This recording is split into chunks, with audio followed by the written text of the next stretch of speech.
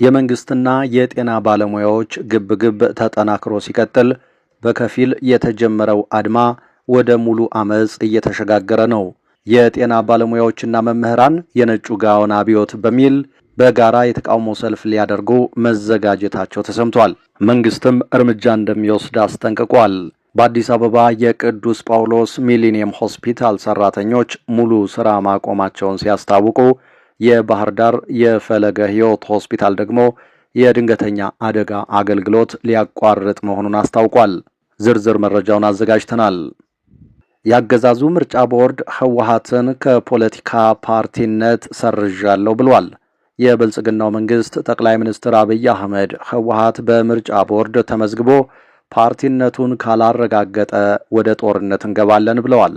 ህወሓት ግን ከፌዴራል መንግስቱ ጋር የተፈራረምኩት የፕሪቶሪያ ስምምነት የድርጅቱን ህልውና የሚያረጋግጥ በመሆኑ እንደ አዲስ ምዝገባ አላካሂድም ብሏል።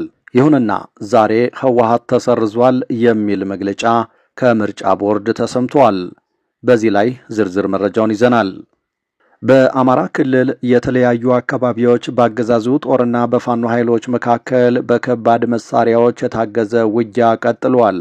አገዛዙ በበኩሉ በክልሉ ከተሞች መምህራንን አስገዳጅ ስብሰባ መጥራቱን ጽንፈኛ ያለውን አካል በመወንጀል ጠምዷል ሲሉ የመረጃው ምንጮች ተናግረዋል። ባለፉት 2 ዓመታት በአስከፊ ሁኔታ የቀጠለው የአማራ ክልሉ ጦርነት ዛሬም በተለያዩ ቦታዎች ላይ ከባድ ውጊያዎች እየተደረጉበት ይገኛሉ። ዝርዝር መረጃውን አዘጋጅተናል። ሰላም ጤና ይስጥልን። በመላው የዓለም ክፍል ሆናችሁ ዝግጅታችንን የምትከታተሉ ክቡራትና ክቡራን የኢትዮስ ሚዲያ ቤተሰቦች እንደምን ቆያችሁ?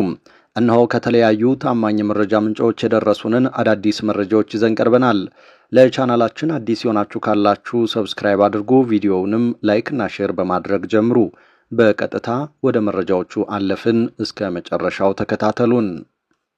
ሐኪሞች በደህንነቶች መለቀም ጀመሩ። የሰሞኑን የሐኪሞች አድማ አስመልክቶ መንግስት ወደ ኃይል እርምጃ አምርቷል። በዋነኝነት በአዲስ አበባ በሚገኙ ሆስፒታሎች የሚሰሩ ሐኪሞች በደህንነቶችና የጸጥታ አካላት እየተለቀሙ በመታሰር ላይ መሆናቸው ተሰምቷል። ዛሬ በጠዋት በተለያዩ የመንግስት ሆስፒታሎች በስራ ገበታቸው ላይ ባልተገኙት ላይ እርምጃ መውሰድ የተጀመረ ሲሆን የአድማው አስተባባሪ ናቸው ተብለው የተለዩ ሐኪሞች ደግሞ በመታሰር ላይ መሆናቸውን ሰምተናል። በአዲስ አበባ በቅዱስ ጳውሎስ ሆስፒታል በሰሞኑ የአድማ ዘመቻ ላይ ንቁ ተሳትፎ የነበራቸው 2 ኢንተርን ሐኪሞች ዛሬ ጠዋት ላይ በጸጥታ አካላት መወሰዳቸው ተሰምተዋል። ክስተቱን ተከትሎ በሆስፒታል ውስጥ ግርግር የተነሳ ሲሆን ሌሎች ሐኪሞች የታሰሩ ሐኪሞች ካልተፈቱ ስራ አንሰራም ብለው አድማ ማድረጋቸውንም ከስፍራው የወጣው መረጃ አመላክቷል። አዲስ አበባን ጨምሮ በመላው ኢትዮጵያ አካባቢዎች በሚገኙ የመንግስት ሆስፒታሎች እየተካሄደ የሚገኘው አድማን አስመልክቶ መንግስት ወደ ኃይል እርምጃ መግባቱ ተሰምቷል። በዚህም በዛሬው ዕለት ከትናንቱ አድማ የቀጠለ እንቅስቃሴ ለማድረግ የሚሞክሩ የጤና ባለሙያዎች ላይ ከበድ ያለ እርምጃ ሊወሰድ መሆኑ ተነግሯል። ለመንግስት ቅርበት ያላቸው አክቲቪስቶች ማምሻውን በማህበራዊ ሚዲያ ላይ ጠበቅ ያለ ማስጠንቀቂያ አስተጋብተዋል። በመንግስት በኩል የአድማ ቀስቃሾችን መልቀም የተጀመረ ሲሆን በተለይ ደግሞ በአዲስ አበባ በጥቁር አንበሳና በጳውሎስ እየተካሄደ ያለውን አድማ ለማስቆም ዋና ዋና የሚባሉ የዘመቻው አከናዋኞች ከያሉበት ተይዘው እየታሰሩ መሆኑ ተሰምተዋል። በተከበረው ነጭ ጋውን ሆስፒታል እንጂ 4 ኪሎ መግባት ፈጽሞ አይቻልም በሚል በመንግስት ሰዎች በኩል ጉዳዩ ከፖለቲካ አንጻር ታይቶ ጠንከር ወዳለ እርምጃ አምርቷል። በዚህም ከዛሬ ጀምሮ በስራ ገበታው እስከ 2 ሰዓት ሪፖርት ያላደረገ የጤና ሙያተኛ ቅጥሩ ተሰርዞ ክፍት የሥራ ቦታ ማስታወቂያ እንዲለጠፍበት ተወስኗል። የመንግስትና የጤና ባለሙያዎች ግብግብ ተጠናክሮ ሲቀጥል በከፊል የተጀመረው አድማ ወደ ሙሉ አመጽ እየተሸጋገረ ነው። የባህር ዳር ፈለገ ሕይወት ሆስፒታል ሰራተኞች ደግሞ የድንገተኛ አደጋ አገልግሎትም ሊያቋርጥ ነው ሲሉ አስጠንቅቀዋል። ይህ በእንዲህ እንዳለ የጤና ባለሙያዎችን ጉዳይ መፍታት ዳገት የሆነበት መንግስት ከመምህራን በኩልም ከበድ ያለ ነገር እየመጣበት መሆኑ የተሰማ ሲሆን በመጪዎቹ ቀናትም የነጩ ጋውን አብዮት የተሰኘ የመምህራንና የጤና ባለሙያዎች የጋራ ንቅናቄ አዲስ አበባን በሰላማዊ ሰልፍ ሊንጣት መሆኑን ደርሼበታለሁ ያለው የአዳነች አቤቤ መስተዳደር የቅድመ መከላከል ሥራ እየሰራሁ ነው ብሏል። የባህር ዳር ፈለገ ሕይወት አጠቃላይ ስፔሻላይዝድ ሆስፒታል በዛሬው ዕለት ለሆስፒታሉ ሰራተኞችና የጤና ባለሙያዎች በሙሉ ይድረስልኝ ሲል ባወጣው የማስጠንቀቂያ ደብዳቤ የሆስፒታሉ ሰራተኞች በሙሉ በአስቸኳይ ወደ ስራቸው ካልተመለሱ እርምጃ እወስዳለሁ ሲል ዝቷል። የሆስፒታሉ አስተዳደር ይህንን ቢልም የተቋሙ ሰራተኞችና የሕክምና ባለሙያዎች ግን እንኳን እናቴ ሞታ እንዲያውም አልቅስ አልቅስ ይለኛል የሚል አንድምታ ያለው ምላሽ በተወካያቸው በኩል የሰጡ ሲሆን በምላሻቸውም እንኳን ወደ ሥራ ሊመለሱ ጥያቄያቸው ካልተፈታ አሁን በከፊል እየተሰጠ የነበረው ድንገተኛ አገልግሎትም የመቋረጥ ዕድሉ ከፍተኛ ስለሆነ ማህበረሰቡ ጥንቃቄ ያድርግ ሲሉ አሳስበዋል። ይህ በእንዲህ እንዳለ የጤና ባለሙያዎችን ጉዳይ መፍታት ዳገት የሆነበት መንግስት ከመምህራን በኩል ከበድ ያለ ነገር እየመጣበት መሆኑ የተሰማ ሲሆን በመጪዎቹ ቀናትም የነጩ ጋውን አብዮት የተሰኘ የመምህራንና የጤና ባለሙያዎች የጋራ ንቅናቄ አዲስ አበባን በሰላማዊ ሰልፍ ሊንጣት መሆኑን ደርሼበታለሁ ያለው የአዳነች አቤቤ አስተዳደር የቅድመ መከላከል ሥራ እየሰራሁ ነው ብሏል።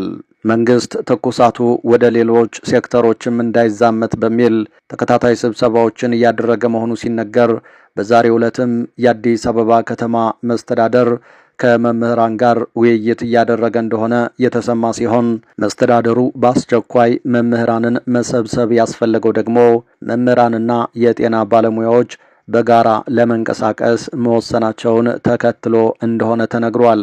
ጉዳዩን አስመልክቶ ለፖለቲከኛው ጀዋር መሐመድ መረጃ ያጋራ አንድ የስብሰባው ተሳታፊ የሆነ የአዲስ አበባ መምህራንና የጤና ባለሙያዎች የጋራ ንቅናቄ የሆነ የነጭ ጋውን አብዮት የተባለ እንቅስቃሴ መጀመሩን ገልጾ ሲናገር ዛሬ በዚህ ሰዓት በአዲስ አበባ የመንግስት ትምህርት ቤቶች ተዘግተው አጠቃላይ መምህራን ስብሰባ እንዲገቡ ተደርጎ እየተወያየን ነው ካለ በኋላም የስብሰባውን ምክንያት ሲያብራራ ደግሞ በመጪው ቅዳሜ በአዲስ አበባ የነጭ አብዮት በሚል ስያሜ መምህራን ከጤና ባለሙያዎች ጋር በመሆን ነጩን ጋውን በመልበስ ሰላማዊ ሰልፍ ይደረጋል የሚል መረጃ ስላለ መንግስት ትልቅ ስጋት ላይ ስለወደቀ ነው ሲል ገልጿል። መረጃ ጠቋሚው አክሎም ይህንን መልእክት የማስተላልፍልህ ከስብሰባው አዳራሽ ለሽንት ወጣ ብዬ ነው ሲል የጠቀሰ ሲሆን አጠቃላይ የስብሰባው ድባብም ግማሽ ማስፈራሪያ እና ግማሽ ማባበያ እንዲሁም መለመን የሚመስል ነው። እውነታው ግን እኛም እርቦናል ሲል ለሕክምና ባለሙያዎች ጥያቄ ያለውን አጋርነት ገልጿል። የሆነ ሆኖ የመንግስትና የጤና ባለሙያዎች ግብግብ ተጠናክሮ የቀጠለ ሲሆን በከፊል የተጀመረው አድማ ወደ ሙሉ አድማ ለመሸጋገርም በአንዳንድ ሆስፒታሎች ጅማሮ እየታየበት መሆኑ በኑሮ ውድነት እየተሰቃየ ላለው ሕዝብ ተጨማሪ ስጋት መፍጠሩ አልቀረም። ጉዳዩ በጊዜ ምላሽ ካልተሰጠው ውሎ አድሮ ትልቅ ህዝባዊ አመጽ ሊያስነሳ ይችላል የሚሉ አስተያየት ሰጪዎች ዛሬ በባህር ዳርና በአዲስ አበባ የተጀመረው እንቅስቃሴም ከፊት ለፊት ከባድ ስጋት እየመጣ ለመሆኑና የተጀመረው የሥራ ማቆም አድማም በቀጣይ ቀናት ጠንከር ወዳለ ደረጃ ማደጉ እንደማይቀር የጠቆመ ነው ሲሉ መንግስት ቆም ብሎ ጥያቄውን እንዲያጤን አሳስበዋል። በሌላ መረጃ በአማራ ክልል የተለያዩ አካባቢዎች ባገዛዙ ጦርና በፋኖ ኃይሎች መካከል የሚካሄደው ውጊያ ዛሬም በከባድ መሳሪያ ታግዞ ቀጥሏል። አገዛዙ በበኩሉ በክልሉ ከተሞች መምህራንን አስገዳጅ ስብሰባ በመጥራት ጽንፈኛ ያለውን አካል በመወንጀል ጠምዷቸዋል ሲሉ የመረጃው ምንጮች ተናግረዋል። በማዕከላዊ ጎንደር ዞን የበለሳና ጎንደር ዙሪያ ወረዳ አካባቢዎች ለቀናት ሲደረግ የቆየ ውጊያ ትናንት ዳግም በዞኑ አለፋ ወረዳ ከሻውራ እስከ ደንገልበር ከተሞች ባለው መስመር ከባድ ውጊያ ሲደረግ መዋሉን የፋኖ የመረጃ ምንጮች ተናግረዋል። በውጊያው በርካታ ያገዛዙ ጦር አባላት መገደላቸውን የአማራ ፋኖ ብሔራዊ ኃይል የቀጠናው አመራር ተናግረዋል። በፋኖ በኩልም ቀላል ጉዳት መመዝገቡን አመላክተዋል። አገዛዙ ከፋኖ የተከፈተበትን ጥቃት መቋቋም ሲከብደው ከውጊያ ጋር ምንም ግንኙነት የሌላቸውን ንጹሐን ላይ ጉዳት ማድረሱን ነው የአካባቢው የመረጃ ምንጮች የተናገሩት። በጎጃም ቀጠና ደግሞ በዛሬው ዕለት የአማራ ፋኖ ብሔራዊ ኃይል ጎጃም አገው ምድር ክፍለ ጦር የብልጽግና ካድሬዎችን አጅቦ ከእንጅባራ ወደ ትሊሊ ሲንቀሳቀስ በነበረው ያገዛዙ ጦር ላይ ወታደራዊ ተሽከርካሪዎች ላይ የደፈጣ ጥቃት በመፈጸም ከባድ ጉዳት ማድረሱን አስታውቋል። በተመሳሳይ በምስራቅ ጎጃም ዞን እነማይ ወረዳ ወይራ ጉሬዛ አካባቢ የፋኖ ኃይሎች በፈጸሙት ጥቃት ያገዛዙ መከላከያና ሚሊሻ አባላት ላይ የሞትና የአካል ጉዳት መድረሱን ለማወቅ ተችሏል። በዞኑ ጎንቻ ግንዶይን ከተማ ደግሞ የፋኖ ኃይሎች በከፈቱት ውጊያ ያገዛዙ አድማ ብተና ሻምበል መሪን ጨምሮ 9 አባላት ሲገደሉ 5ቱ ደግሞ ቆስለዋል ሲሉ የፋኖ የመረጃ ምንጮች አረጋግጠዋል። በተያያዘም በሰሜን ሸዋ ዞን የተለያዩ አካባቢዎች ዛሬም ከባድ ውጊያ መቀስቀሱን የተሰማው በትናንትናው ዕለት በይፋት ቀጠና ሸዋሮቢት ከተማ ዙሪያ የለና አካባቢ ከባድ ውጊያ ሲደረግ የዋለ ሲሆን ዛሬ ከጠዋት ጀምሮ ደግሞ በመንዝና መርሃቤቴ ቀጠና አፍላ ውጊያ መቀጠሉን ነው የመረጃው ምንጮቻችን የተናገሩት። ያገዛዙ ጦር ከመንዝ ዘመሮ በመነሳት ወደ መርሃቤቴ ኮላሽ ሲያቀናም ዘረት ላይ በፋኖ ውጊያ ተከፍቶበታል ተብሏል። የፋኖ የደፈጣ ጥቃትን ተከትሎ የተቀሰቀሰው ውጊያ ይህ ዘገባ እስከ ተጠናቀረበት ጊዜ ድረስ መቀጠሉን የተናገሩት የፋኖ የመረጃ ምንጮች በውጊያው የደረሰውን ጉዳት ለማጣራት ጊዜው አላስቻለንም ብለዋል።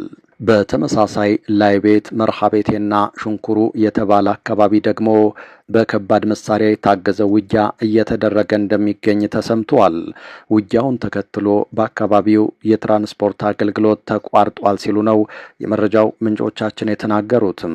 በተመሳሳይ በምዕራብ ወሎ ከላላ ወረዳ በትናንትናው ዕለት ከ7 ተከታታይ ሰዓታት በላይ በቀጠለ ውጊያ ከፍተኛ ሰብአዊና ቁሳዊ ጉዳት መመዝገቡን የመረጃው ምንጮች ነግረውናል። በከላላ ወረዳ 025 በተባለ አካባቢ በአገዛዙ ጦርና በፋኖ መካከል በተደረገ ውጊያ ከ40 በላይ ያገዛዙ ጦር አባላት የሞትና የአካል ጉዳት ደርሶባቸዋል ተብሏል። አገዛዙ በበኩሉ በክልሉ ከተሞች መምህራንን አስገዳጅ ስብሰባ በመጥራት ጽንፈኛ ያለውን አካል በመወንጀል ላይ ተጠምዷል ሲሉ የመረጃው ምንጮቻችን ተናግረዋል። ለዚሁ ስብሰባ ሲባል ሰነድ አዘጋጅቶ የቀረበው አገዛዙ በአማራ ክልል በጦርነቱ ለደረሰው ጉዳት ሁሉ ጽንፈኛ ሲል የጠራውን ፋኖን ተጠያቂ አድርጎ አቅርቧል ብለዋል የስብሰባው ተሳታፊ የመረጃ ምንጮቻችን። በሌላ መረጃ ምርጫ ቦርድ ህወሓትን ከፖለቲካ ፓርቲነት ሰርዣዋለሁ አለ። የብልጽግናው መንግስት ጠቅላይ ሚኒስትር የሆኑት አብይ አህመድ ህወሓት በምርጫ ቦርድ ከተሰረዘና ፓርቲነቱ ካልተረጋገጠ ወደ ጦርነት እንገባለን ብለው ነበር። ህወሓት ግን ከፌዴራል መንግስቱ ጋር የተፈረመውን የፕሪቶሪያ ስምምነት የድርጅቱን ህልውና የሚያረጋግጥ በመሆኑ አዲስ ምዝገባን አልፈልግም ብሎ ነበር። የብልጽግናው ጠቅላይ ሚኒስትር አብይ አህመድ የችግሮች ሁሉ መፍቻ የሚያደርጉት ጦርነት አሁንም ድጋሜ ሊገቡበት የሚያስችል ዕድል ከምርጫ ቦርዳቸው በኩል አግኝተዋል። አብይ ህወሓት ህጋዊ ካልሆነና ወደ ምርጫ ካልገባ ወደ ጦርነት እንገባለን ያሉት ከወራት በፊት ነበር። ከዚህ በፊት አስቀድሞ በፈረንጆቹ 2020 በተጀመረው ጦርነት በተመሳሳይ ወይዘሪት ብርቱካን ሚደቅሳ የሚመሩት ምርጫ ቦርድ ለህወሓት ዕውቅና በመንፈግና የተካሄደውን የትግራይ ክልል ምርጫን አልቀበልም በማለት ነበር አብይ አህመድ ወደ ጦርነት የገቡት። ታዲያ ዛሬም አብይ ወደ ጦርነት እንገባለን በማለት የተናገሩት ከምርጫ ቦርድ ከህወሓት የምርጫ ቦርድ ሰርተፊኬት ማግኘት አለማግኘት ጋር ተያይዞ ቢሆንም በዛሬው ዕለት ፓርቲው መሰረዙን ተከትሎ ጠቅላይ ሚኒስትሩ ወደ ጦርነት የሚገቡበትን እድል እንዳገኙ ብዙዎችን የሚያስማማ ሆኗል። ይህ የአብይ አህመድ ወደ ጦርነት መግባት ስሌት ወይም ስልት በምርጫ ቦርድ በኩል ህወሓትን ሰርዣለሁ በሚል ዛሬ ተበስሯል። በሚቀጥሉት ጊዜያትም ምን ሊፈጠር እንደሚችል ባይታወቅም በህወሓት በኩልም ሆነ በጠቅላይ ሚኒስትሩ በኩል ግልጽ የሆነ የጦርነት እንቅስቃሴዎችና ፍላጎቶች እየተስተዋሉ ይገኛሉ። አንዳንዶች እንደሚሉት ደግሞ ህወሓት ከምርጫ ቦርድ በኩል አሁን ላይ ተሰረዘ ማለት የፕሪቶሪያው ስምምነት መፍረስ ዋነኛ ምልክት ነው ይላሉ። ለዚህም በማስረጃነት የሚያቀርቡት ህወሓት በፕሪቶሪያው ስምምነት ላይ አንድ አካል ሆኖ ፈርሟልና በዛ ያለው የውሉ ሂደት በሙሉ ከህወሓት ጋር የተያያዘ በመሆኑ ዕውቅና የለውም ማለት አገዛዙ ዕውቅና ከሌለው ኃይል ጋር ነው የፈረመው ማለት ነው በማለት ይናገራሉ።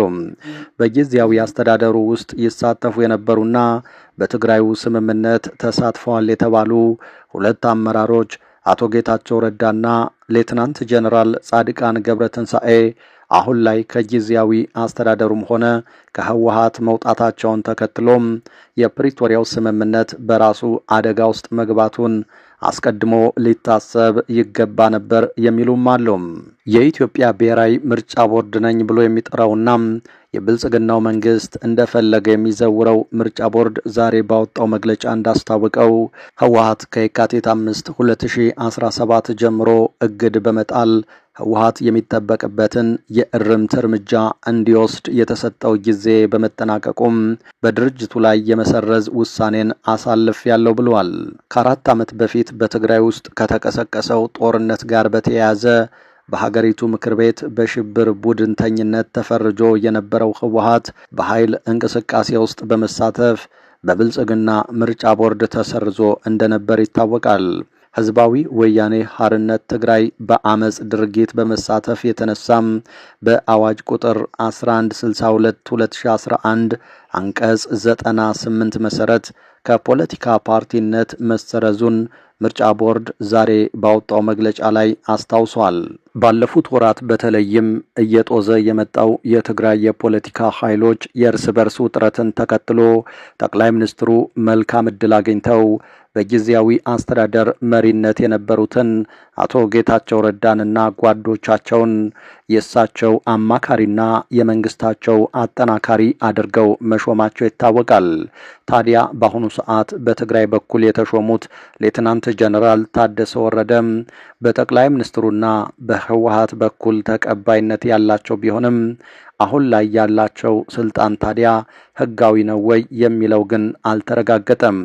እሳቸውም ሆነ ሌሎች ሰዎች በትግራይ ክልል ውስጥ የሚሰሩት ከፓርቲው ከህወሓት ዕውቅና አግኝተው በፌዴራሉ መንግስት ትብብርም ጭምር መሆኑ የሚታወቅ ሲሆን በአሁኑ ሰዓት ያለው የትግራይ ክልል ጊዜያዊ አስተዳደር መሰረቱ ደግሞ የፕሪቶሪያው ስምምነት ነው የሚሉ አሉ። ይህን የፕሪቶሪያውን ስምምነት መሰረት አድርጎ የተደራጀው የክልሉ ጊዜያዊ መንግስት በአሁኑ ሰዓት በምርጫ ቦርድ ፓርቲው መሰረዙን ተከትሎ የፓርቲው መሰረዝ ደግሞ በቀጥታም ከፕሪቶሪያው ስምምነት ጋር ስለሚያያዝ የህጋዊ መንግስትነት ጥያቄ ተነስቶባቸዋል የሚሉ አልታጡም። አገዛዙ ብልጽግና በአሁኑ ሰዓት ከህወሓት ጋር ለሚያደርገው ውጊያ በተለያዩ መንገዶች ዝግጅት እያደረገ መቆየቱም ተነግሯል። የተወደዳችሁ አድማጭ ተመልካቾቻችን ለዚህ ሰዓት ከተለያዩ ታማኝ መረጃ ምንጮች የደረሱን አዳዲስ መረጃዎች እነዚህ ነበሩ።